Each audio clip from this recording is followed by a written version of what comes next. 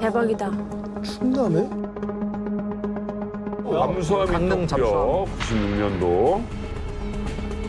북한이 난파한 무장 간첩 2명이 북한의 고정 간첩으로 암약해온 사실이 거물급 간첩이 오늘 경찰에 잡혔습니다. 엄청 많은 공안사. 소. 아? 아, 체포된 간첩이. 이거 저렇게 많아? 아니 이렇게 많이 들어왔다고요? 너무 많은 거 아니야?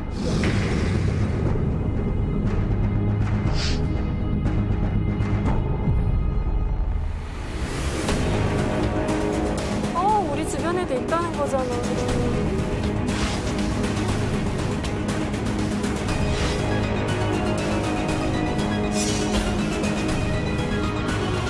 저 같은 경우에는 초등학교 때 우리 집 바로 옆에 이제 미장원이었거든요. 그 미장원에 파마해 주시는 할머니가 간첩으로 잡혀갔어요. 네? 할머니가요? 할머니가 고정 간첩이었었어요. 옆에 있는 그 미용실 할머니가 그룹 말다가 끌려가셨다니까 이렇게. 자, 이렇게 남들 시선을 벗어나면은 그냥 도대체 어리버리한 사람 같은데? 라고 했던 사람도 한순간에 북한 간첩으로서의 면모를 드러내는 마치 영화 은밀하게 위대하게 속에 김수현 씨 같은 인물이 그러네. 존재했었습니다. 진짜 재밌게 봤어요, 이거. 한번 상상을 해보십시오. 예전에 제가 초등학교 때 저희 옆집 그룹 말던 할머니가 간첩이었던 것 같이. 그렇지. 1997년 한여름 서울시 구로구 구로동 2층 연립주택에 한 신혼부부 인척을 한 사람들이 월세를 들어옵니다. 근데 알고 보니까 그 부부가 바로 북한에서 보낸 스파이였다고요. 믿으시겠어요? 야, 신혼부부가. 실제로 북한이 키워낸 부부 간첩이었던 거죠. 10년간 특수훈련을 시킵니다. 그리고 첫 번째, 두 번째는 국가가 정해준 사람과 강제 결혼합니다. 실제로 아이까지 낳았어요. 그리고 이들에게 한국으로 내려가서 평범한 신혼부부처럼 위장하라고 북한이 지령을 내린 부부 간첩인데 과연 이 부부 간첩을 만든 김정일의 목적이 무엇이었어요? 뭐예요? 뭘 정보를 캐야 될 거 아니에요? 그렇죠. 일단은 남편의 이름은 최정남이라는 사람이고요. 그리고 그 아내였던 그 사람은 강연정이라는 사람인데 대학교를 다니고 있던 도중에 4학년 때 이제 간첩에 발탁이 되었다라고 하고 아내인 강연정 씨는 이제 고등학교 졸업하자마자 바로 간첩 교육에 차출이 되어서 아까 말씀하신 것처럼 10년 가까이 이제 간첩 교육을 받은 또 아버지가 인민군 간부라고 하더라고요. 그만큼 어떤 성분이나 뭐 이런 여러 가지 면에서 모든 것들이 준비가 완벽한 그런 부부 간첩이다라고 볼 수 있습니다. 네, 이제 1990년 11월 북한에서 간첩 훈련을 받던 중 두 사람 결혼하라는 당의 지시가 내려옵니다. 두 사람은 결혼한 지 이제 2년 만에 아들도 낳았는데요. 근데 이름을 남혁이라고 지어요. 근데 남혁이라는 이름의 뜻은 뭐일 것 같아요? 남혁? 남혁. 남혁. 남로당. 남노당. 혁대? 바로 남조선 혁명. 이름 거창하네. 그 금혁이는 금방 현명이야. 괜찮은데요? 괜찮다. 자, 어쨌든 23살 그리고 18살 이 정말 이 꽃다운 나이에 정말 간첩으로 뽑히고 억지로 결혼까지 해야 됩니다. 근데 이걸 거부할 수는 없나요? 그러니까 사랑하지도 않는데. 이 사람들은 일단 조국의 명령을 받은 군인인 거예요. 군인이 명령을 거부할 수는 없잖아요. 그러니까 이제 너희 둘이 살아라 하면 무조건 살아야 되는 상황이죠. 당에서 결혼시키는 경우가 되게 많은데요. 중앙당 옥과라고 있어요. 맞아요. 이렇게 엄청 예쁜 사람들을 이렇게 모집해다가 김정일이 아끼는 뭐 호위 총국 사람들은 이 사람들이 제대할 때쯤에 너 저 사람이랑 결혼해 이러면 결혼해야 되는 거거든요. 국내군이네 아주. 아니, 그럼 이 부부들은 그럼 어떤 훈련을 받고 오는 거예요? 이 이제 부부 간첩이라고 하는데 북한에서는 부부 전투원이라고 합니다. 예, 부부 전투원들을 김정일이 그런 얘기를 했어요. 부부 전투원들을 많이 양성시키라고. 왜냐하면 북한 입장에서는 이 부부를 이제 내보냈을 때 한 명이 이제 하다가 죽어도 한 사람이 마지막까지 임무를 수행할 수도 있고 그리고 서로 또 이제 이렇게 감시가 되다 보니까 일석이조인 거죠. 그래서 여기 이제 최정남 강연정 부부도 이런 경우를 이제 코스를 밟아서 부부 전투원이 됐는데요. 육체 훈련 뭐 시작해서 정말 아무것도 없는 맨 산에 둘이 풀어놔요. 그래가지고 니네가 먹고 알아서 살아나면 데려가고 죽으면 그냥 땡. 야, 이런 정도. 우에는 되게 돈독해지겠다. 그다음 더 제일 중요하게 하는 이제 훈련이 대한민국에 대해서 알아야 되잖아요. 그렇죠. 그러다 보니까 이제 대한민국 드라마나 뉴스 이런 거를 이제 보여주면서 대한민국의 정치, 경제, 문화를 말할 수 있을 정도로 해가지고 교육을 시켜서 내보냅니다. 1997년 8월 2일 밤 11시경 거제도 앞 봉해상에서 반잠수정이 모습을 드러냅니다. 거기서 남녀 한 쌍이 특수 잠수 장비, 전문용어로 잠수복이라고 하죠. 그걸 입고 입수를 해요. 그리고 30분 동안 수영을 해가지고 거제도 앞바다에 도착을 합니다.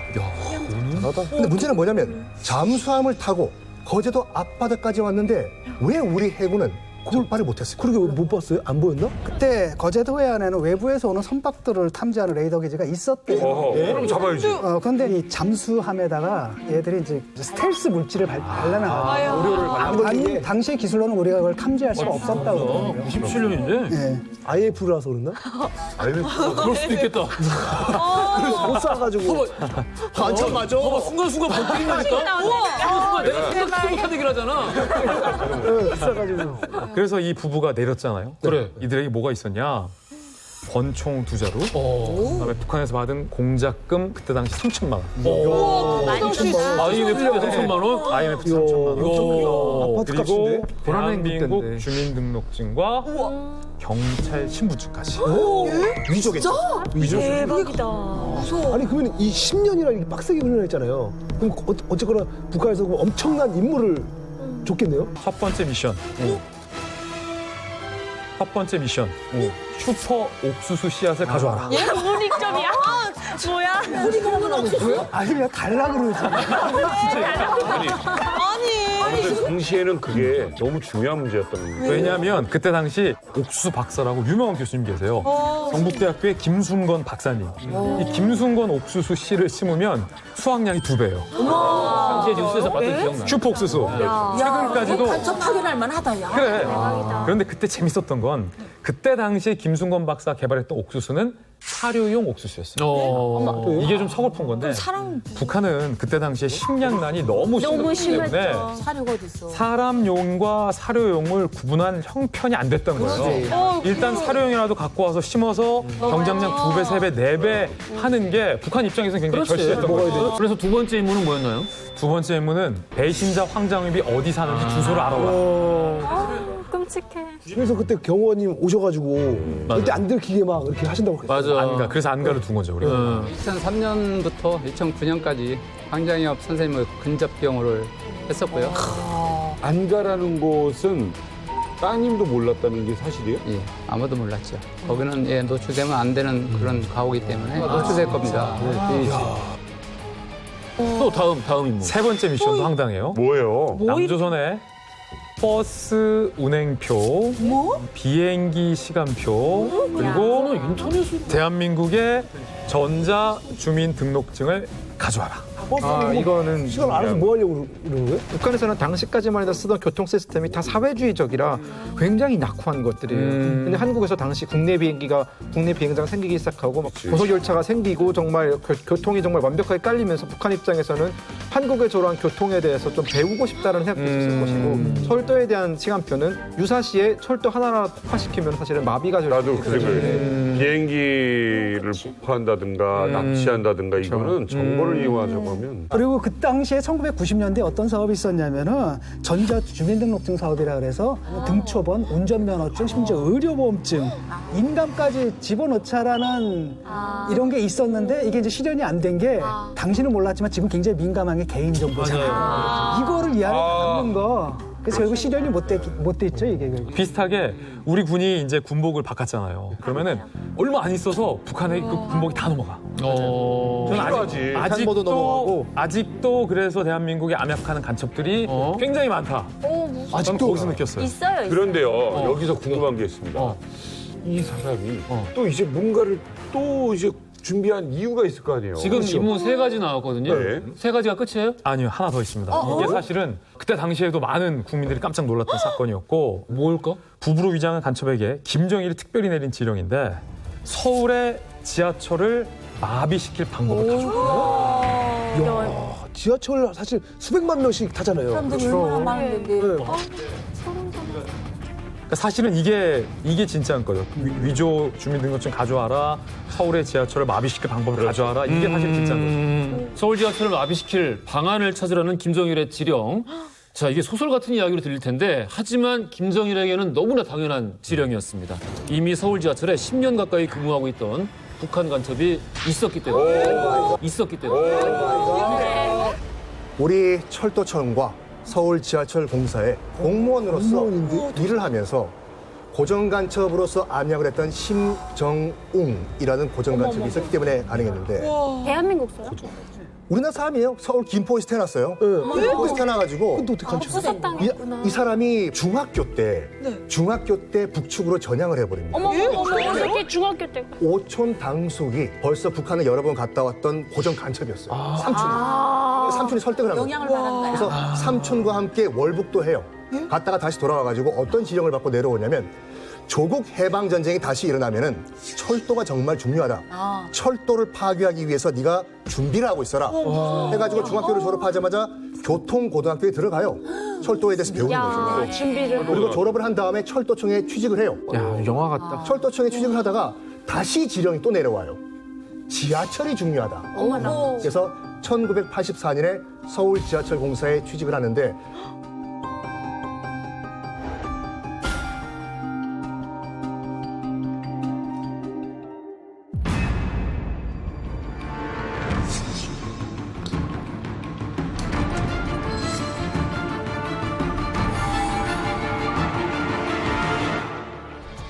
서울 지하철 2호선과 4호선의 11개 역사와 터널 구간 설비를 관리하는 동작 설비 분소입니다. 설비 분소장 55살 심정웅 씨. 이 사람은 무려 40년간이나 북한의 지시에 따라 암약해온 고정간첩 철마산 66호였다고 국가안전기획부는 밝혔습니다.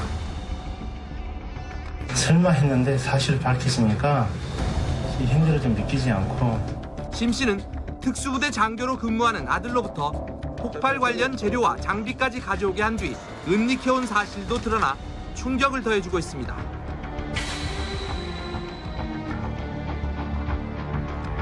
지난 9월과 10월에는 최정남 부부 간첩과 6차례 만나 지하철을 마비시킬 집수정과 변전실 위치를 보고하고 전쟁 발발 시 접선 장소를 확인했습니다.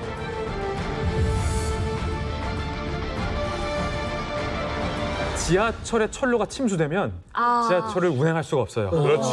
그렇기 때문에 지하가 침수되지 않게끔 배수하는 집수정 장치라는 게 있는데 이 집수정 장치의 설계 도면하고 어떻게 하면 이 이거 무섭다. 집수정 장치를 고장시켜서 이 지하철을 침수할 수 있을 작전에 대해서 본국에 낱낱이 보고를 하는 거예요. 중요한 건 이렇게 됐을 때 북한이 했다라는 티가 하나도 안 난다는 거예요. 안 나지. 모르고 계시다. 이거는 정말 무서운 일입니다. 거기다 뭐 지금 부부간첩 얘기로 시작해가지고 10년, 20년, 30년, 40년 가까이 지금 암약을 하면서 활동했던 고정간첩들이 있었고, 그러니까 우리 앞에 그 시크릿 코드 처음에 나왔던 4,591명, 그 간첩들이 우리 사회에서 어떤 얼굴로 또 어떤 이웃으로 살아가고 있을지 상상을 해보면은 이제 좀 소름 끼치는 대목이 아닌가 싶기도 합니다. 그렇다면 이 부부 간첩은 한국에서 어떤 모습을 하고 있는지 제가 사진을 가져왔거든요. 간첩 사진입니다. 당시에. 네, 당시에. 여기 보시면 진짜 사진이에요. 그냥 관광객. 관광에 정말 아저씨, 아주머님 그냥. 와, 진짜 평범하다. 그냥 아저씨야. 간첩인 줄 모르고 사진 보면 진짜 지금들은 탈북자 모습. 네, 그러니까 하나 예. 금방 졸업한 것 같아요. 지극히 정상인 사람들을 내보내서 이제 거제도에 침투를 시킵니다. 그리고 거기서 남조선 적응기간이라고 20일 동안 대한민국 관광지들 이제 다니면서 투어를 시킵니다. 이들은 지금 관광도 하면서 대한민국에 익숙해지고 이렇게 위장을 하고 다닙니다. 하지만 이들은요, 무언가를 감추고 있습니다. 이들은요. 뭐야?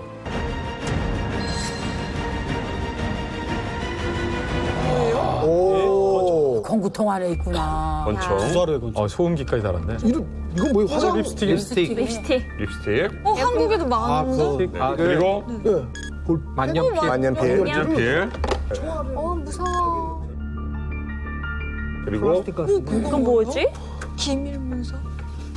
뭐예요? 지도? 백지인데? 왜 백지 있잖아. 총이랑 총알 빼고는 다 남한에서 구할 수 있는 건데. 저 립스틱은 여성들이 입에 바른 립스틱처럼 생겼지만 사실 그런 립스틱이 아니라 안에 독약이 들어있는 그런 바르면 죽는 거예요, 그러면? 바르는 게 아니라 그 바르는 앞쪽에 그 립스틱 앞쪽을 물면은 거기서 이제 청산가리가 나와서 자살용? 네, 자살용인 거죠. 립스틱을 쓰는 이유가 일단 입으로 빨리 가져가야 되기 때문에 그게 가장 립스틱이 편한 거잖아요. 사실. 그래서 예전에는 옷깃에 많이 숨겼다고 맞아, 해요. 이렇게 그 김현희 씨가 그래서- 잡혔을 때도 동행했던 남자분은 옷깃에 독약을 넣었다가 바로 물고 자살을 했지만 김현희 씨는 실패를 했고 그 만년필도 이제 호신용 뭐 이런 걸로 쓰는 건데요. 이게 바로 총이 됩니다. 아, 총이 된다고? 예, 만년필 뚜껑을 열고 이렇게 두 바퀴를 돌리면 탄알이 이제 발사가 되는데 앞에 3m에 있는 이 나무 판자 간통이 될 정도로 위력이 상당했습니다. 서울 관악산, 서울대 입구 등산로 바위밑, 경주시 민속공익촌 야산, 경주 시외버스 물품 보관함, 강화도 만산 부근 묘소 비석 밑에 이들 간첩 부부가 무언가를 숨겨둡니다. 돌아다니면서. 바로 이 상자. 이 상자. 이게 하나만이 아니었어. 보시면 보통 우리가 아무도 모르는 곳이나 약속된 장소에 매설을 할 것 같잖아요. 근데 공원 입구. 그러니까. 관악산 근린공원 정상 바위 밑에 시민들이 노상 다니고 언제든지 적발될 수 있는 곳에 이들 부부가 거제도에 들어온 다음에 전국을 돌아다니면서 이 같은 간첩 장비들을 다 매설합니다. 공작 장비 발견 당시 이곳은 솔잎과 낙엽으로 교묘히 가려져 있었습니다. 넓적한 바위를 드러내자 권총과 무전기 등 각종 장비가 모습을 드러냅니다. 게다가 간첩 활동 방지를 위해 총기의 일련 번호까지 삭제했습니다.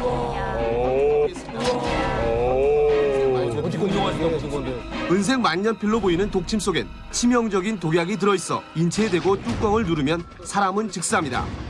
최신 메모리식 무전기는 항공기 제작에 쓰이는 티타늄으로 제작돼 가볍고 보안성이 우수할 뿐만 아니라 송신 거리도 멀어 안방에서도 대북 보고를 할 수 있습니다. 이야. 소름 끼친다. 형 설명서까지. 아니 근데 사실 근데 이거는 뭐에 쓰는 거예요? 이거는 뭐 메모하려고? 유서. 유서? 유서 아니에요? 이거 어디요? 빛에다가 이렇게 보면 뭐 보이는 거 아니에요? 셜록 홈즈에 나오는 그런 거 같은데. 자,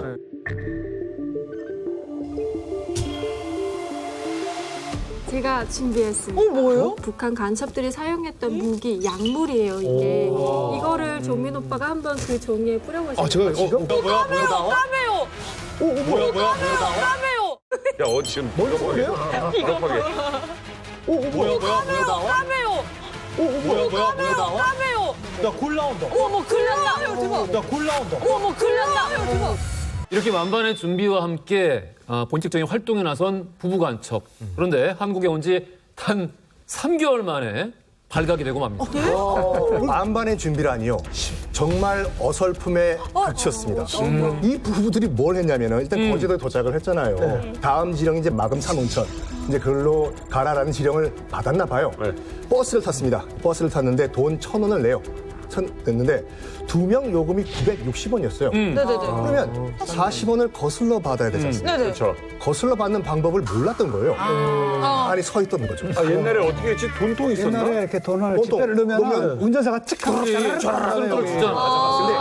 이때는 어떤 시스템이었냐면 돈을 낸 다음에 옆에 잔돈통이 있었대요. 거기서 자기가 알아서 거스름 돈을 가져가려는데 어떻게 하는지 모르고 가만히 서 있고 옆에서 사람들은 돈을 가져가고 기사는 쳐다보니까 굉장히 당황했다라고 합니다. 또 한 번 이 부부가 실수를 했는데 왜요? 대표적인 게 이제 여의도에 갔어요. 여의도 빌딩 지하에서 이제 밥을 먹어야 되잖아요. 그렇죠. 근데 하필 또 이 부부가 시킨 게 메밀소바를 시켰어요. 오, 맛있겠다. 메밀국수. 그런데 이걸 어떻게 먹어야 될지 이분들이 몰랐던 거예요. 보통은 면을 들어서 적셔서 장국에 찍은 다음에 면만 먹잖아요. 근데 이분들이 모르고 멀뚱멀뚱 있다가 장국을 그 대나무 판 국수에 있는 거기다 이렇게 부어버려요. 아, 그 간장을. 간장을 여기다 부은 거야. 여기다 보면 그러니까 이게 다 흐르고 바지도 적시고 해서 그 당시 굉장히 수상했었다고 하더라고요. 북한 사람들이 또 오해할 수 있는 게 메밀소바가 북한에서 그렇게 낯선 음식은 아니에요. 그냥 냉면 아니에요, 냉면? 메밀국수라는 게 북한에 있단 그치, 말이에요. 평양냉면이 또 메밀국수. 이게 여름에는 또 시원하게 먹는데 추운 겨울에는 따뜻한 육수를 부어가지고 먹는단 말이에요. 그러니까 아마 이 부부도 북한에서 먹었던 그 메밀국수가 아닌가 싶어가지고 눈에 익은 메뉴다 보니까 메밀국수랑 간판 보고 그냥 들어간 거구나. 네, 그렇죠. 아니, 또 실수한 게 있다면서요? 또 실수한 게 이게 저는 정말 이 얘기를 듣고 공감이 됐던 게 아기 기저귀랑 생리대 둘 중 안에서 이걸 되게 구분을 못했던 거예요. 생리대를 사야 되는데 아기 기저귀를 이 여자가 산 거예요. 근데 이게 지금은 물론 평양에서는 뭐 사용한다고 하지만 그때 당시에는 그게 들어가지 않다 보니까 전혀 몰랐던 거예요. 여기서 또 이 부분은 치명적 실수를 하게 됩니다. 바로 울산의 커피숍이요. 왜 자꾸 가지 말지. 가지나 말지. 그때 이제 울산연합의 간부 정모 씨를 포섭하기로 울산연합. 네, 그 한 커피숍에서 1차 접선을 하는데 여러 사람들이 많이 이렇게 있는데 우린 공화국에서 왔어. 우리한테 공화국에서는 어떻겠어? 뭐 이렇게 얘기를 한 거예요. 뭐야? 10년 동안 뭐 배운 거야? 사실은 이제 그때도 그렇고 북한은 계속 이와 같은 공작을 펴는데 북한에게 굉장히 호의적인 친북 단체들을 포섭하는 게 북한은 계속 지금도 하고 있는 거예요. 막 그런 목적으로 울산연합의 그 정모 씨도 포섭하려고 했던 것 같은데 진 교수님 말씀처럼 이게 너무 같은 편이라고 생각했는지 주변 사람들 다 있는데 우리 공화국으로 너무 싫어요. 뭐 이렇게 이미 이거는 설득도 필요 없고 설득도 필요 없는 거야. 그냥 내가 요만큼만 건들면 올 거다. 올 거야. 너무 건들면 그게 이제 이 사람들의 착각인데 아마도 사상 교육을 그렇게 받아나 봐요. 그러니까 남한 내에 우리 김일성 장군님을 추종하는 추종 세력이 수많은 세력들이 있고 그들은 확실하고 우리 편이다. 너무나 믿었던 것 같은데 아무리 그런다 하더라도 일반적으로는 그게 굉장히 낯설은 거거든요. 아니 근데 저는 이렇게 보거든요. 그러니까 남한 표준어를 공부하고 왔을 거지 않습니까? 근데 대놓고 북한 사투리를 썼다는 거는 오히려 남한 사투리를 우리 남한 말을 쓰면은 안 믿을 것이다. 우리가 공화국에서 내려왔다는 걸 보여주기 위해서 일부러 그 약간 북한 말을 썼을 것이다. 이게 라고 저는 생각을 하고 그 이 정모 씨 이제 그 울산연합의 정모 씨죠. 어떻게 생각을 했냐면 이거는 안기부의 덫이다. 나 북한 갈까 안 갈까 간다 그러면 바로 이 차를 쳐넣으려고.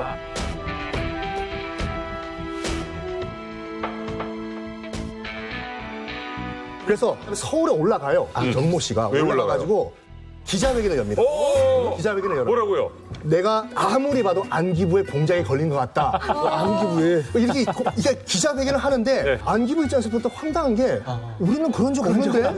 그래서 기자들 보고 쉿 엠바고 이거 보도하지 말라고. 보도가 안 됐어? 안 됐어요. 그 보도를 막았어. 기자회견을 했는데. 그러니까 안기부가 딱 봤을 때 촉이 온 거예요. 간첩이다 진짜. 그래가지고 울산에 있던 이 두 부부는 기다리고 있었던 거예요. 그래가지고 이틀 뒤에 이 부부 간첩이 약속한 다방에 나타납니다. 아이고야. 대박이다. 커피숍에 나타나는 그 순간 커피숍에 앉아 있었던 커피를 마시던 30명이 일제히 총을 들고 대박 사건. 진짜? 잠깐만. 이게 실화예요?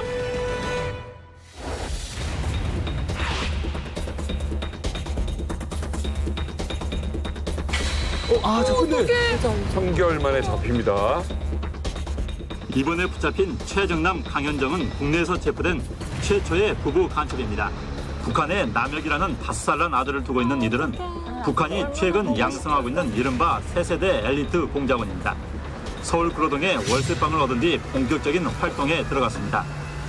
이들의 주된 임무는 고정 간첩의 활동 상황을 점검하고 새로운 인물을 포섭해 대동월북하는 것이었습니다. 10년 이상씩 공작원 교육을 받으면서 4차에 걸쳐 중국 현지 적응 훈련까지 이수한 최정예화된 공작원들로 밝혀졌습니다. 지난 8월 2일 3개월 만에 이렇게 잡혔는데 잡히면 어떻게 해라라는 그런 거 있지 않나요? 강령? 잡히면 무조건 자살해. 잡히기 전에 자폭해야 돼요. 그래서 정말 이제 상대방 적군이 내 몸을 터치하는 순간에 죽지 않으면 변절이라고 봅니다. 그래서 국가에서는 책임지지 않아요. 이거 북한 사람 아니라고. 그게 원래 스파이죠. 원래 스파이 다 그래요. 이게 강현정 씨가 검거 후에 수사를 받던 도중에 갑자기 화장실에 가겠다고 해요. 근데 근데 화장실에 갔다 돌아와야 되는 강현정 씨가 돌아오지 않아요. 불안해진 우리 측에서 화장실에 달려갔는데 이미 강현정 씨는 그 자리에 쓰러져 있었던 거죠. 이유를 알고 보니까 청산가리, 액화가스를 흡입하고 이제 쓰러져 있었던 거죠. 근데 그 상태로 이제 내사 상태에 빠져 있다가 잡힌 지 사흘째 만에 이제 사망하게 되고 남편인 최정남 씨는 전향하고 아직 우리나라에서 살고 있는 거예요. 정말요? 아들 남혁이 같은 경우는 어떻게 돼요? 탄탄대로예요. 탄탄대로. 그 부부가 간첩으로 떠나게 되면은 그 애는 자동적으로 만경대 혁명학원에 입학을 하게 돼요. 이웃 깊은 혁명의 성지에 자리 잡고 있는 만경대 혁명학원. 우리 수령님들께서 햇빛같이 환한 미소를 지우시고 뜨거운 축복을 보내주시는 것만 같아 우리의 가슴은 뜨거움에 젖어들었습니다. 북한 측 첩보 전문가입니다. 북한의 간첩을 만들어내는 특수부대에서 남한에 침투하기 위해 정말 그야말로 뼈를 깎는 훈련을 거친 분입니다. 전직 북한 간첩 이미옥 씨 모셨습니다. 안녕하세요. 반갑습니다. 네, 저는 18살 때 고등학교를 졸업하면서 대남 훈련소에 이제 뽑혀갔던 훈련생이고요. 저는 거기서 생과 사를 넘나드는 그런 훈련을 받으면서 인간 병기로 거기서 키웠고 어떤 지역인지 어느 지역인지도 모를 정도로 은밀하게 훈련을 받은 맞습니다. 훈련 받으면서 내가 어디서 훈련 받는지를 모르게. 궁금합니다. 근데 그 18살 때 뽑히셨다 그러잖아요. 네. 무슨 기준이 있나요? 그냥 학교에 와서 뭘 보고 뽑았을 거 아니에요? 그 기준은 집안의 토대라든지 토대가 아주 좋거나 아주 나쁘거나 당에 충성할 수 있는 집안인지 나라를 위해서 나갔어도 배신하지 않는 그리고 또 토대가 많이 걸리는 집안 자식들은 이제 국가 입장에서는 나가 죽어도 아깝지 않는 존재. 훈련 같은 거 중에 좀 막 어렵게 몸으로 훈련 받는 것도 있어요? 낙하 훈련이 제일 어렵습니다. 낙하 훈련. 어떤 낙하 훈련? 비행기. 아파트 1층 높이, 2층 높이, 3층 높이까지 해서 사람이 추락하는 이제 사람이 이제 거기서 떨어질 때 착지를 할 때 중심을 잡고 그냥 떠내려요? 네. 그냥 뛰어내린다고요? 낙하산 없이요? 네, 없이. 착지 연습입니다. 건물 타고 이렇게 뛰어서 내려오는 거 말고 창문에서 뛰어내린다고. 기본적으로 벽 타고 뭐 이제 그 나무 타고 하는 건 기본적인 거고. 그럼 그게 아니고 그냥 뛰어내린다고요? 네. 착지 훈련입니다. 아파트 3층이 사람이 서면 일반 사람들이 느끼기도 공포감이 굉장히 느끼는. 네. 여기서 뛸 수 있어요? 여기 네, 위에서? 착지가 가능합니다. 이 진짜 너 부시는 잘 부시는데? 그러니까 자기 중심을 잡는 거죠. 낙법 같은 건가 보지. 바닥은 모래바닥입니다. 모래바닥이에요. 근데 다치기도 해요? 다치기도 합니다. 아파트 1층, 2층까지는 괜찮은데 3층에서 남자들 같은 경우는 잘못 떨어지면 머리가 떨어집니다. 네, 머리가 무겁기 때문에 중심을 잃으면서 머리부터 떨어지고 머리가 먼저 떨어집니까? 여자들은 중심을 잃으면 엉덩이부터 방아를 찢습니다. 남자들은 머리를 다쳐서 내사 상태가 가면 그냥 죽는 거고 여자들 같은 경우는 하반신 마비 이렇게 되기도 하는데 부대에선 그 하반신 마비된 사람을 그냥 죽입니다. 집에는 전사증 하나로 이제 보내주고 훈련 중 사망 뭐 이런 식으로. 장애가 생겼을 때 책임져 줄 것 같지는 않아요. 그 시설에 대해서 알면 안 되니까. 네. 저도 대남연락소에서 이제 근무를 하다 보니까 여러 가지 에피소드들을 많이 주워두게 되거든요. 근데 지금 말씀하신 이제 미혁 씨가 말씀하신 내용이 다 맞습니다. 저희 같은 이제 그 대남연락소에서는 그런 이제 경제 간첩 키우는 것이었거든요, 원래는. 근데 경제 간첩으로 해외 내보내서 정보를 수집해오는 산업 스파이. 그리고 본부에는 이제 이미옥 씨 같이 현역분들이 계셨어요. 그 사람들은 아예 대한민국이란 나라에 직접 침투하기 위해서 만들어진 정말 은밀하게 키워지는 비밀 기관의 사람들이거든요. 정보 수집은 기본이고 뭐 침투, 테러, 그다음 뭐 납치, 그다음 그 가정 간첩들한테 뭐 이렇게 연락해주는 뭐 그런 것도 다 배워서 일단 조가 이렇게 나뉘는 것 같습니다. 간첩을 데리고 가는 브로커 역할을 하는 사람들이랑 아예 간첩으로 파견되는 사람들이랑. 그렇지. 오늘 뭐 이렇게 스파이와 간첩 얘기를 나누고 있는데 또 대한민국 최고의 역사 전문가로서 또 스파이와 간첩의 역사를 또 얘기를 안 드릴 수가 없지 않습니까? 재밌는 거. 일단 그 기록상 최초의 스파이 간첩은 성경에 나와 있어요. 뭐예요? 성경에. 그러니까 모세가 이제 그 애굽, 이집트를 탈출하잖아요. 다시 가나안 땅으로 돌아가는데 바로 들어갈 수가 없기 때문에 12명의 스파이를 가나안 땅에 보냈다라는 것이 일단 공식 기록이에요. 우리나라 한국 전쟁도 이 스파이전 때문에 굉장히 양상이 바뀐 케이스가 있어요. 뭐냐면 1950년 6월 25일 북한이 남침하면서 터졌지 않습니까? 이 인천 상륙작전으로 치고 올라갔어요. 근데 당시 이제 메가더 사령관이 예측을 못했던 게 뭐냐면 바로 10월 19일에 중공군들이 밀려온 거야. 중공군들에 대한 정보가 없는 거예요. 그렇죠. 근데 미군들은 스파이로 갈 수가 없잖아요. 얼굴이 하얀 백인이니까. 네. 그렇죠. 성인들 말고 16, 17살짜리 소녀들을 스파이로 키웠어요. 미군 당국요? 애들을요. 그런 다음에 중공군 사령부로 보내가지고 너희들이 허드렛 일 하면서 정보를 빼와라. 그래가지고 성공을 합니다. 이게 래빗 작전이라고 토끼 작전이었는데 실제로 16살짜리 아이들, 소녀들이 중공군 사령부에 들어가서 지도, 서적 이런 여러 가지 서류들을 빼들고 다시 남쪽으로 내려와요.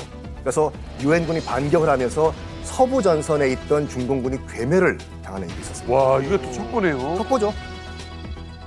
사실 뭐 스파이 전쟁하면 냉전을 빼놓고 얘기할 수가 없죠. 그다음에 영화도 스파이의 그 전문적인 스파이 하면은 그렇지 않습니까? 미국의 CIA, 그다음에 소련의 KGB. 그러니까 동서독인데 말이 동서독이지 그때는 이제 진영으로 나눠져 있었기 때문에 동독 간첩, 서독 간첩, 뭐 폴란드 간첩, 그냥 다 그냥 소련 간첩 아니면 미국 간첩입니다. 그래서 제가 살던 이제 베를린, 거기 보면은 이제 다리가 있습니다. 베를린과 포츠담을 잇는 그 다리가 있거든요. 그 글리니케 다리라 그러는데 거기가 이제 스파이 다리라 그래요. 그러니까 1962년부터 거기서 간헐적으로 이제 스파이 교환이 이루어지거든요. 처음에는 이제 이쪽에 소련 간첩인데 아돌프 아벨 대령이에요. 이 사람이 그 저쪽은 미국의 그 정찰기 있잖아요. U2 같은 이 정찰기 그 스파이 위성, 스파이 정찰기에 파일럿을 교환하는 것을 시작으로 해서 1986년까지 수차에 걸쳐서 약 40명의 포로를 그때 이제 교환을 하는 다리가 있습니다. 그 영화 같은데 가끔 그렇죠. 나오는 거. 그 스파이 다리라는 영화로 또 만들어졌어요. 그 스티븐 스필버그 감독에 의해서. 북한에는 뭐 대남 연락소 말고도 뭐 종찰청국 그리고 또 과거에 제가 있었던 보위부를 비롯해가지고 이런 방첩 및 첩보기관들이 있습니다. 보위부가 하는 일을 보면은 그렇습니다. 뭐 북한에서 우리 대한민국과 관계 있는 이런 첩자들을 잡아내는 역할을 하고 있고 그리고 또 이제 정치, 경제, 문화 이런 산업 스파이들을 또 심고 이런 쪽으로 하고 있고 우리나라 국정원과 좀 차이가 있다면은 국정원은 모르겠습니다만 북한 보위부는 북한 주민들을 감시하는 수비 체계 한 80% 차지하고 있습니다. 그리고 밖에 나가서 활동하는 사람은 한 20%를 보시면 됩니다. 그리고 가장 중요한 건 또 우리나라에서 들어와 있는 탈북민들에 대한 정보 자료도 북한에서 많이 요구하고 있고 이런 것들을 보위부에서 주관적으로 진행을 하고 있다라고 볼 수가 있습니다. 북한에 이제 개괄적으로 말씀을 드리면 북한 내부 주민들을 감시하는 몫이 가장 큰 게 보위성, 이제 말하는 보위성이고요. 기본 메인은 정찰총국이라는 군에서 가지고 있는 정찰총국이 있고요. 당에서 가지고 있는 게 이제 통일전선부, 문화교류국 같은. 그러니까 당, 군, 그다음에 보위안전에서 세 가지 크게 부를 가지고 있는데 제가 잠깐 하나 여기서 무슨 말씀을 드리고 싶은 건 왜 황장엽 선생님 살아계셨을 때 경찰총국에서 2명이 왔었잖아요. 그걸 우리 국정원이 잡아냈어요. 탈북민으로 위장해서 왔어요. 탈북민으로 위장해서 잡아왔는데 잡는 방법이 딱 들어왔는데 몸이 우선 좋아. 몸이 좋아요. 탈북민 같지가 않아. 그러니까 이제 의심을 가지고 차근차근 들어가는데 이제 먼저 온 탈북민들이 진술한 자료가 있을 거 아니에요. 그렇죠. 그러면 어느 학교를 졸업했어? 그건 다 외우고 왔으니까 어느 학교를 졸업했다고 다 이야기를 해요. 근데 당신 졸업한 학교 교장 선생님 손은 탁은 어디 있고 어머나. 포플라 나무는 어디 있고 벤치가 어디 있는 걸 한번 그려보라. 그걸 그린 사람이 있었거든. 먼저 온 탈북민. 그렇지. 3만 5천 명. 그 보니까 딱 틀리니까 이 사람이 말한 게 다 틀리는 거야. 그러니까 정찰총국이 대남 첩보를 하는 데서는 가장 큰 덩어리예요. 제가 정찰총국에 대해서 하나 말씀을 드리면 제가 평양에 있을 때 그 제2진료소라고 거기 입원했는데 이제 정찰총국 되기 전에 정찰국에 목란꽃 중대라는 중대가 있었는데 정말 하나같이 키가 크고 하나같이 예쁘고 전 조선 사람이 아니다. 마담 얼굴 하얗고 스위스 정도 되는 거예요? 예, 이런 분들. 근데 제가 입원을 하고 있었는데 저녁에 산책을 나가서 이렇게 도는데 딱딱 소리가 나요. 보니까 이 아가씨가 젓가락으로 문을 던져서 물에 꼽는 자기 출입문에다 그림을 그려놓고 딱 던지면 그냥 딱 들어가 백인데 부둥부둥 그게 저걸 왜 하냐? 그때 손 감각이 떨어지지 않게.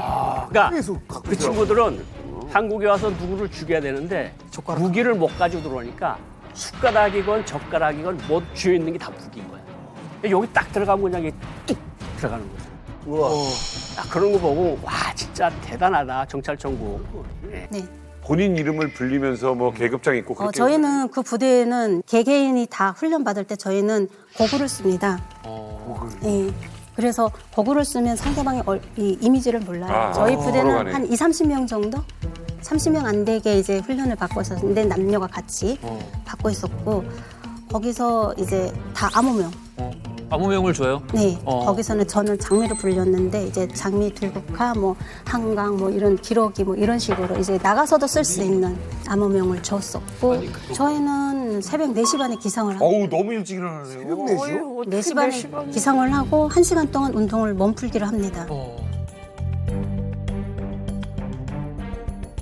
그리고 5시 반이면 5시 반부터 6시 반까지 공부를 합니다. 공부요? 공부? 그러니까 저희 공부는 다양하게 이루어지거든요. 어느 날 아침은 뭐 남조선 말이라고 가르쳐주고 한국말을 언어를 배우면 다음 날은 이제 뭐 미국어, 프랑스어, 중국어. 언어를 배우는구나. 각 나라 말들을 다 가르치고요. 다시 옷 갈아입고 아침 시간 7시부터 7시 반까지인데 밥은 15분 동안 이제 먹게끔 하는데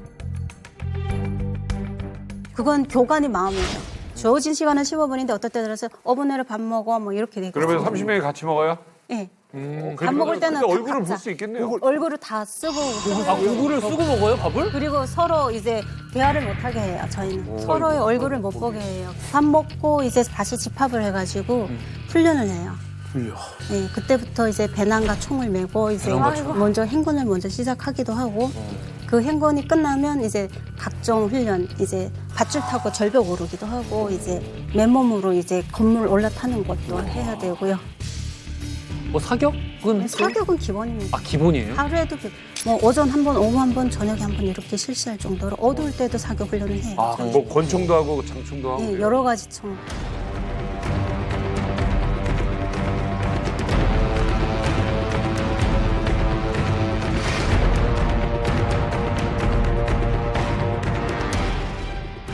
근데 제가 제일 기억에 남는 게 여기 용산, 평택 이거에 대해서 좀 많이 집중적으로 가르치는데 용산에는 미군 기지가 있기도 했지만 벙커가 있습니다. 네, 그 벙커가 핵을 뚫지 못할 정도로 벙커가 잘 되어 있기 때문에 그래서 그거에 대한 이제 공부를 많이 시키기도 하고 그리고 이제 업무 직접적으로 투입을 하면 국가에서 해주는 자금이 한정되어 있어요. 돈이 많지 않아요. 예. 그래서 자립적으로 이제 작업을 해야 되는 경우가 굉장히 많이 생깁니다. 그래서 평택 같은 경우는 평택 미군 기지가 있기도 하지만 평택 항이 위주입니다. 그래서 무역 상인들이 제일 많이 평택 항으로 이제 세계 무역들이 거기로 오고 간다고 저희가 알고 있고요. 그래서 그 무역 상인들에 대한 포섭이라든지 그리고 어떤 거래를 어떻게 해야 되는지를 알기 위해서는 항의 구조를 알아야 되니까 평택 항의 구조에 대해서 세밀하게 저희가 공부를 하고 아니 그러면은 간첩들이 우리나라 와서 사업도 해요? 네. 돈을 벌어야 되니까? 당연하죠. 실제 사례가 있어요. 그러니까 2010년도 초반 당시 이제 대한민국 대검의 방첩 수사팀에서 첩보를 잡고 국정원이랑 같이 수사 공조를 했던 사안인데 우리나라로 침투한 간첩하고 고정돼 있는 고정 간첩이 함께 소프트웨어 벤처 회사를 설립해서 우리나라 당시 정부 기관에 정식으로 소프트웨어가 납품됐던 사례를 대한민국 검찰하고 국정원이 함께 공조수사했던 사례가 있어요. 근데 뭐 간첩이 뭐 특별한 코드를 넣거나 그런 게 아니라 그 소프트웨어 자체는 그냥 투명한 소프트웨어? 아니죠. 아니야? 정부 기관에 들어가서 교육청 등등에 납품이 되면 역으로 정보를 빼놓을 수 있는 코드가 숨겨져 있던 거예요. 이건 정확하게 다 얘기를 못 하는데 어쨌든 이런 사례도 있습니다. 아 사업을 하는 거 돈을 벌어야 되는구나 와서. 자 여기서 아주 재밌는 문제를 하나 드리겠습니다. 문제요? 북한이 키우는 특수요원 이 한국에 대한 뭐 정보 말고도 꼭 필수로 알아야 하는 아주 특별한 것이 있다고 합니다. 북한 간첩들은 이것 필기 시험을 봤다. 정답. 정답. 지역별 고스톱 규칙. 게임. 괜찮잖아. 솔직히 스파이들 도박해야 돼요. 아 맞다. 우리 제임스 본드를 봐도 사실 포커를 하잖아. 그러니까 게임 룰을 알아야 된다. 그럴 듯한데? 저는 정답을 알고 있습니다. 대한민국 남조선 시사상식 필기시험을 봤다. 너무 어렵죠. 왜냐면 제가 최근 들은 얘기인데 유튜브로 시사 방송을 보여준대요. 난파 간첩들한테. 그래서 우리가 지금 유행하고 있는 검수안박법 아니면 내년부터 만 나이 뭐 줄여드는 시행령 유튜브로 우리나라 시사 방송을 매일 보여줘서 자연스럽게 습득하게 교육한다고 하더라고요. 아니 이 북한 가족들 사실 이제 시대마다 이제 좀 게임이나 이런 게 좀 바뀌거든요. 뭐 술자리 게임이나. 아, 게임. 누구 갑자기 술 마시다가 언제까지 어깨춤을 이런 거 술이 들어간다. 갑자기 누가 이걸 했어. 그럼 너무 옛날 거잖아. 그렇지. 너무 옛날 거니까 의심되는 거야. 그럴 수도 있다. 모 눈에는 뭐만 보인다고 저한테는 이 군부대 위치. 군부대 위치. 자, 여쭤보겠습니다. 이미옥 씨는 무슨 필기시험을 봤습니까?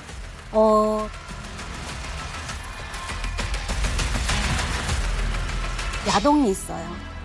야한 영상. 야동이 있어요. 야한 영상. 어덜트 비디오. 저희 북한에서는 성교육이 없어요. 근데 간첩 훈련 받는 여자들은 기본적으로 야동 교육을 합니다. 그걸 직접 본다고요? 네, 봐야 합니다. 그거를 전혀 모르기 때문에 다른 나라에 침투를 했을 때 그 잠자리에서 굉장히 이제 걸리고 여자들은 이제 뭐 애교부터 시작해서 별의별 다 가르치지만 이게 잠자리를 기본적으로 알아야 그래요? 남자들은 안 가르쳐도 여자들은 무조건 이걸 가르칩니다. 네. 아니 그걸 어떻게 필기 시험으로 봐요? 그게 왜냐하면 저희가 이제 훈련을 하루 종일 하잖아요. 각종 훈련에 각종 교육을 많이 받습니다. 그러면 피곤이 막 몰려오거든요. 근데 야동 같은 경우에는 이제 교육장 들어가가지고 40분 동안 그 야동을 보게 하는데 들어가면 다 자요. 야동 자요? 너무 피곤하니까. 졸리니까. 또 이게 자게 되면 나올 때 교관이 앞에서 무슨 내용이야 오늘 여자가 뭐 했어 어떻게 하는지 여자가 어떻게 해야 되는지 어떤 소리를 냈어 막 이런 얘기를 어떤 소리를 냈어? 네. 그것까지도 상세하게 보여줘요. 어느 나라 거 보여줘요? 대체로 이제 미국 포르노나 이제 유럽 거를 많이 보여줍니다. 진짜 맞는 얘기고요. 저희 대남 연락사에 저 아직도 기억나는데 여자분이 한 분 계셨어요. 근데 너무 예쁘게 생기셨었어요. 근데 이분이 중국에 나가서 어느 다방을 운영을 했는데 국가의 이제 중요한 간부들한테서 그런 정보들을 해서 북한에다 이제 넘겨가지고 북한에 들어오면 저희 연락소에서는 그분이 진짜 대선배 되시면서요. 남자들도 다 이렇게 인사하고 그런 사람들이 항상 하는 말이 여러 가지 방법은 있겠지만 여자는 무조건 애교라고. 애교에 안 녹는 남자가 없다고. 항상. 그렇게 해서 정보도 빼내고 돈도 벌었다. 이 실제로 남북의 첩보 요원들이 피 튀기게 격전을 벌이고 있는 격전지가 있습니다. 바로 어딜까요? 중국입니다. 그렇죠. 중국은 북한에서도 자유롭게 왔다 갔다 할 수 있는 곳이에요. 그러다 보니까 엄청난 첩보전이 벌어지고 있죠. 자, 그중에서도요. 안가라고 불리는 안전 가옥에 관련된 이야기를 해보겠습니다. 안가의 비밀. 실제 안가 같은 경우는요. 아주 은밀한 곳 그런 데는 하진 않아요. 오히려 더 의심을 받을 수 있거든요. 자연스럽게 왔다 갔다 할 수 있는 곳을 안가를 하는 경우가 더 많습니다. 그러니까 뭐 세탁소나 그렇죠. 양복점이나. 근데 한번 생각을 한번 해보면 중국 같은 데서 우리나라 사람들이 활동해도 아무렇게 눈치채지 않을 만한 좋은 곳 어디 있을까 그러면 일반적으로 많이 쓰이는 거는 여행사 같은 게 많이 있어요. 여행사는 우리나라 직원이 타고 가도 왔다 갔다 할 수 있고 그리고 우리나라 사람들 데리고 오는 것도 어렵지 않고 우리나라에 전하는 것도 자연스러우니까 대회 이렇게 광고판에 땡땡 여행사나 무슨 투어 적혔는데 실제 여행사 일을 하지만 그중에는 국가정보원 업무를 하는 경우도 꽤 많이 있습니다. 장사 더럽게 안 되는데 계속해 맞아. 맞아. 그런 식으로 이게 그 집에 손님이 있는 적을 내가 본 적이 없어. 계속 있는 가게들이 있어. 있어요. 한동안 우리가 여행사를 현지에서의 우리 안가 내지는 출정소 비슷하게 썼어요. 그거 다음에 유행했던 우리의 안가 비슷한 개념으로 썼던 게 중국에서 김밥집. 김밥집? 특히 김밥 천국. 브랜드는 우리가 말할 수 없지만 중국 현지에 가면 우리나라 이 김밥 프랜차이즈 브랜드들이 굉장히 많이 진출해 있습니다. 그래서 그 김밥집을 차려놓고 김밥집을 운영을 해요. 근데 사실은 그게 우리 국정원 요원이 운영하던 데였어요. 아, 김밥에 단무지 대신에 마이크 집어넣고 막 그랬나 보네. 먹어보세요. 김밥 안에 위치 추적 장치를.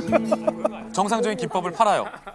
정상적인 김밥을 파는데 아, 대신에 비밀로 얘기하겠지. 뭐 김밥에 김 빼주세요. 그러면 우리 직원이나 김밥에 김 빼주세요. 그러면 우리 직원이나 감정을 추출하자. 아니 그런 게 아니라 일단은 어떠한 물리적인 장소가 필요하고 우리 국정원 요원이 안정적으로 활동할 수 있는 중국에서 신분이 필요한 거예요. 그렇지. 거기서 이제 운영을 하지만 우리 요원의 중국에서 하나의 신분이 되는 거죠.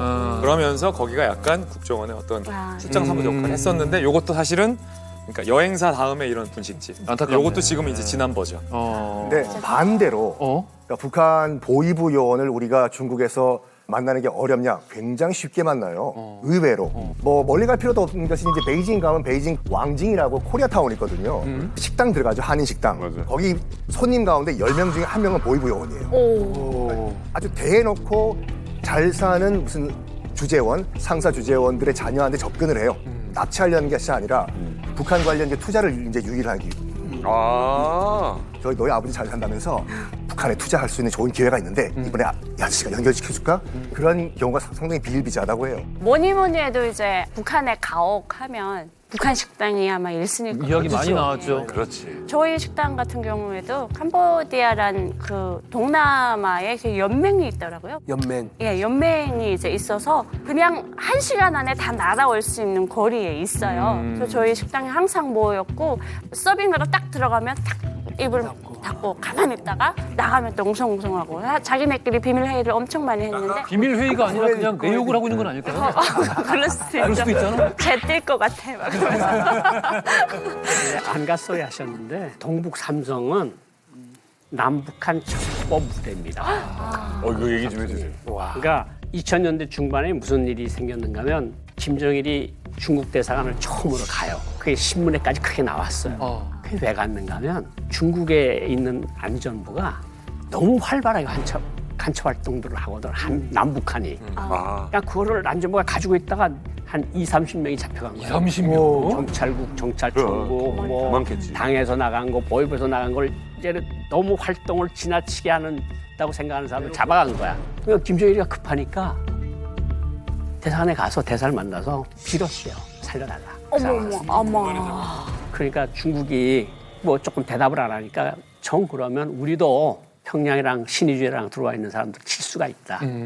그러니까 중국이 그냥 아무 말 없고 넘겨줬다는데 그러니까 동북 삼성은 남북한 첩보전이 가장 치열하게 진행되는 무대이고 중국도 신경을 쓰고 미국도 신경을 쓰고 일본도 신경을 쓰고 남북한 다 신경을 쓰는 정말 첩보전을 거기서 하는 거죠. 아무래도 이제 대북 정보를 얻는데 가장 적합한 것이 중국이겠죠. 왜냐하면 한국 사람하고 북한 사람이 이렇게 만날 수 있는 공간이 없잖아요, 전 세계에. 그래서 여기서 이루어진 사건 중에서 가장 대표적인 사건이 바로 황장혁 망명 사건입니다. 황장혁이라는 분이 어떤 분입니까?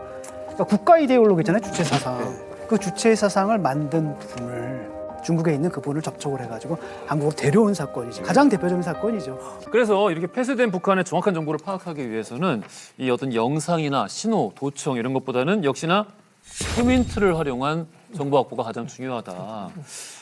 이 사람을 통해서 얻는 정보가 여전히 가장 중요하다라고 할 수 있는 것 같습니다. 맞는 내용인 것 같아요. 왜 그러냐면 우리나라가 누가 인정하는 북한 정보 1위는 우리나라거든요. CIA도 감탄하는 나라가 우리나라라고 하거든요. 너무 그럴 수밖에 없는 게 우리나라는 자연스럽게 가서 얘기를 할 수 있고 동화될 수 있고 서로 협상을 할 수 있고 말이 통하기 때문에 그리고 얼굴 생김새도 비슷하기 때문에 그 안에 잘 들어가도 걸리지 않을 수 있는 그런 장점이 있죠. 거기에다가 붙어 있습니다. 침투하기도 좋아요. 거리가 가깝기 때문에 실제로 우리나라는 정보를 많이 수집할 수 있는 여러 가지 좋은 조건을 다 가지고 있다고 할 수 있어요. 근데 그거 말고 최근에는 뭐가 자꾸 얘기가 나오냐면 우리 이미 탈북민이 3만 5천 명이 넘었죠. 네. 근데 그 탈북민을 조사할 때 그 사람만 조사하는 게 아니라 그 사람 학교, 동네를 다 조사하거든요. 그래서 그걸 계속 크로스 체크해서 정보를 쌓아놔서 지금은 웬만한 동네 강아지 이름까지 알 정도로 정보를 갖고 있다라고 합니다. 강아지 이름까지도 물어보네. 예, 다 안다고 합니다. 그래서 실질적으로 지금은 북한의 현황에 관련된 중요한 정보는 다 파악하고 있고 거기에 플러스 알파로 김정은 위원장이 건강상 뭔가 안 좋다라든지 안 좋은 얘기가 나왔을 때마다 국정원이 잘 이게 뭐다라는 걸 설명을 해주고 있잖아요. 네. 그 이유가 뭐냐면 그만큼 국정원이 김정은 주위에 있는 최고위층과 연결망을 가지고 있다는 슈미트족. 그래서 그런 정보를 순식간에 받아서 그걸 정리해주고 보고한다고 말할 수 있습니다. 예를 들어서 김정일 때 우리 국정원 슈미트가 어느 정도였냐면 김정일 위원장의 한창 건강 이상설이 제기됐을 때 오늘 아침 김정일이 어느 손으로 양치하더라 라는 정보가 보고가 된다. 그때 마비됐다고 그랬거든. 예, 어느 손으로 양치질을 했다. 이건 누군가 봤다는 거잖아요. 이런 얘기를 공통적으로 많이 했어요. 두 번째, 슈민트에게 어느 지역에 있는 흙을 가져와라 라고 하면 다음 날이 되기 전에 그 흙이 도착했다. 라는 얘기를 공통적으로 많이 했어요. 그러니까 그만큼 방사능 여부까지 알 수 있게. 그렇죠. 그러니까 그만큼 우리나라 국정원 슈민트들의 접근이 어마어마했었다라는 거죠. 근데 다 흑금성 어마어마한 슈민트 얘기가 다 그 이전 시대 얘기예요. 그리고 요즘은 이제 2020년에 세계를 떠들썩하게 했던 뉴스가 있었어요. 김정은이 20일간 행방을 감춘 거예요. 그래서 CNN의 한 기자가 김정은 사망설까지 터뜨리고 우리나라 국회의원 이북 출신의 모 국회의원은 김정은 사망했다. 너무 단언하셔가지고. 네, 너무 단언을 해서. 근데 그도 그렇게 20일 동안 북한에서 잠잠했거든요. 근데 그때 당시 우리 국정원이 정부가 정부를 믿어달라 아무 일 없다라는 얘기를 계속했어요. 확신을 해서. 그거는 슈민트가 보고 갖고 온 정보가 아니었더라고요. 제가 나중에 들어보니까. 어디서 한 거예요? 크게 두 가지인데 첫 번째는 미국의 인공위성으로 김정은 전용 열차가 어디로 가지 않고 한 곳에 계속해서 체류하고 있었던 것을 봤고 김정은의 별장이랄지 김정은을 호위하고 있는 사람들의 인원 이동 현황을 다 위성으로 보고 있었던 거예요. 그 두 번째는 아까 777 얘기도 했는데 실제로 김정일이 사망했을 때 평양의 통신량이 지도로 표현하자면 시뻘겠어요. 통신량 보는 거. 네. 그리고 북한이 중대 발표하겠다고 했거든요. 그때 우리 국정 알고 있었어요. 아, 김정일 죽었군. 근데 그때 2020년대 김정은 사망설 돌 때는 평온하고 잠잠했어요. 그렇게 요즘은 저는 이제 북한은 사실 위성으로도 감시를 좀 당하고 그리고 또 이제 고위급까지도 좀 믿을 수도 없고 그리고 어떻게 보면 긴장을 놓칠 수가 없는데 북한은 반대로 다른 나라를 좀 감시하거나 뭐 이런 게도 하나요? 아, 북한은 감시만 당하는 게 아니고. 그러니까 북한은 아무래도 이제 기술력이 선진국에 비해서 뭐 떨어졌죠. 뭐 저희가 아는 것 그 이 하루 아마 떨어져 있을 수 있는데 그러다 보니까 이제 북한에서는 기본적으로 이제 정보 자료들은 러시아를 통해서 많이 들어옵니다. 네, GPS라든지 이런 정보 자료들을 러시아를 통해 가지고 러시아 족보기관을 통해 가지고 많이 의뢰를 받아 가지고 그거를 따라서 이제 뭐 분석하고 이런 방향으로 나가는 것 같습니다. 그리고 북한이 뭐 정찰기나 뭐 위성 이런 건 떨어지지만 세계적으로 1등인 게 하나 있어요. 북한이 뭐 정찰기나 뭐 위성 이런 건 떨어지지만 세계적으로 1등인 게 하나 있어요. 북한 해커들. 사이버절 떨어질 짱이거든요. 요즘 그게 제일 무서운 거잖아. 당에서 시키면 알아서 해야 돼요. 그러니까 산도 옮기고 바다도 메꿔야 되는 사람들이 바로 이 북한 해커들이기 때문에 미국의 FBI도 잡지 못한다고 이제 공개 수배했던 라자루스라는 그 해커 조직이 정말 북한 사회에서만 키워질 수 있는 블랙 해커들의 범죄잖아요. 라자루스. 예. 근데 북한이라는 나라는 그런 집단을 공공연하게 키워내고 있다는 거예요. 2021년에 북한 해커들한테 우리가 어디 털렸는지 기사가 크게 됐었어요. 2년 전이죠. 원자력 연구원, 핵융합연구원, 항공우주산업, 항공우주연구원 등이 줄줄이 북한 해커에게 뚫렸어요. 무서운 건 뭐가 털렸는지 몰라요. 근데 보세요. 원자력 연구원하고 핵융합연구원을 북한 애들이 털려고 했던 이유는 바로 우리나라 원전 기술을, 원전 도면을 애들이 빼가려고 털었던 거고 항공우주산업하고 항공우주연구원은 그때 우리나라 차세대 전투기를 우리가 자체 개발하고 있었거든요. KF-21 보람에 이런 사업들 그런 도면을 털어가려고 했었을 수도 있기 때문에 실제로 지금은 뭐 북한이 뭐 슈민트나 정찰 위성 기술은 떨어져도 해킹 능력이 전 세계의 탑 수준이기 때문에 아직까지 지금 속수무책으로 우리가 좀 많이 당했던 해킹 사례도 있어요.